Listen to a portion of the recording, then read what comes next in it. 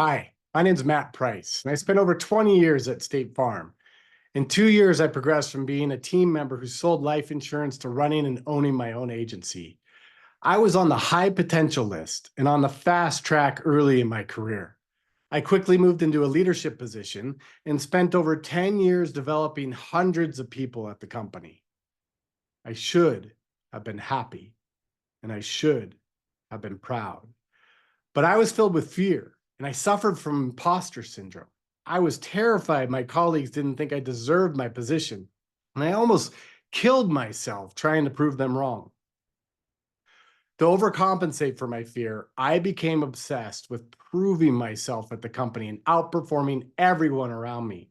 In fact, I was such an obnoxious perfectionist trying to make everyone like me and notice me.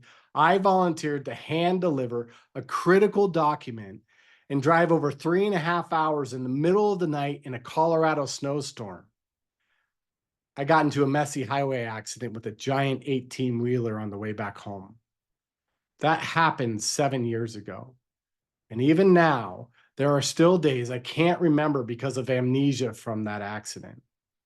But worse, my wife could have lost her husband that day, and my kids could have lost their dad. My inability to vocalize my fear to anyone at work hurt my family. I let fear drive me as a leader, and I got used to hiding things. I hid in the corporate space for 18 years until one day I couldn't do it anymore, and I confessed to my boss. His response? He said he had no idea, and he was sorry I'd been holding on to this for so long. I tortured myself for 18 years, even when I didn't have to. I could have asked for help sooner. I just convinced myself that I couldn't. I created the problem. Nobody else did. Now, after working as a leadership coach with clients across the country for the last few years, I see this over and over and over again. People in corporate America fear things that have no basis in reality. Leaders cannot evolve if they struggle with unresolved fear, embarrassment, or shame. For me, confessing that I was afraid changed everything. From that moment forward, I showed up as my authentic self, and I have been a better leader because of it. It's taught me to have more empathy with the people I lead, and I'm able to learn from my mistakes faster because I'm not as afraid to admit them. In 2021, I started my own coaching and consulting practice called Priceless Coaching and Consulting.